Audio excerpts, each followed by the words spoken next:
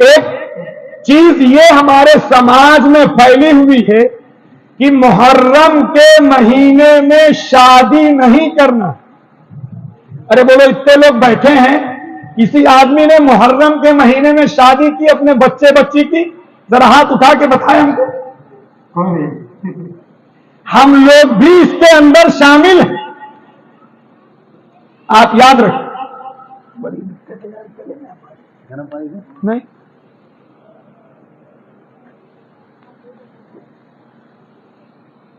شادی محرم کے مہینے میں ہم لوگ یہ سمجھتے ہیں کہ صاحب وہی بات آئے گی کہ غم کا مہینہ ہے تو شادی کیسے کی جائے. تو آپ بھی تو ایک طریقے سے اس میں شامل ہو. میں بھی, اگر آپ کو برا لگ رہا ہے تو میں اپنے آپ کو کہتا ہوں میں بھی اس کے اندر شامل ہوں.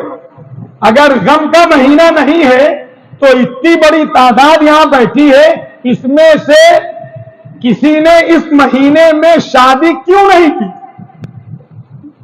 یا تو ہوم منسٹری کا غلبہ, نہیں سمجھ پائے,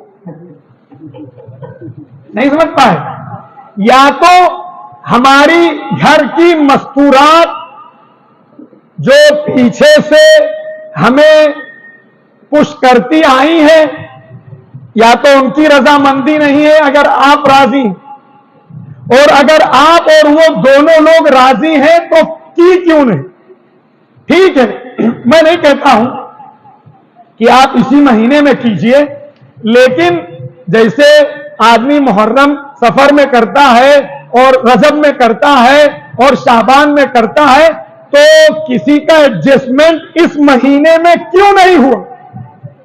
یہ ایک بڑا سوال ہم سب کے لیے.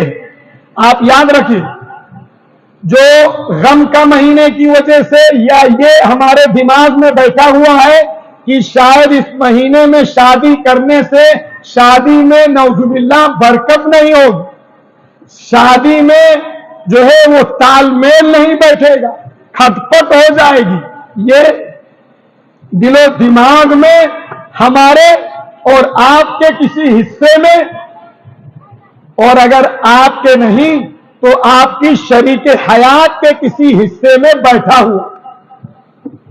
دیکھیے آپ, حضور اکرم صلی اللہ علیہ وسلم نے اپنی شادی خود ایک اس مہینے میں فرمائی ہے, اور حضرت فاطمہ رضی اللہ تعالی عنہا کا نکاح بھی آپ نے اس مہینے میں فرمایا ہے.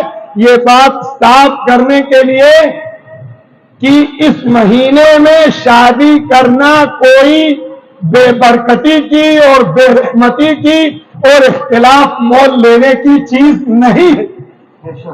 لہذا یہ نیت کرو, یہ عزم کرو کہ انشاءاللہ ہم کوشش کریں گے کہ محرم الحرام کے مبارک مقدس معزز مہینے میں اس مبارک عمل کرنے کی نیت کریں.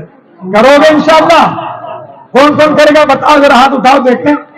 ماشاءاللہ, بہت مبارک. کچھ لوگ ابھی بھی ڈرے سہمے ہوئے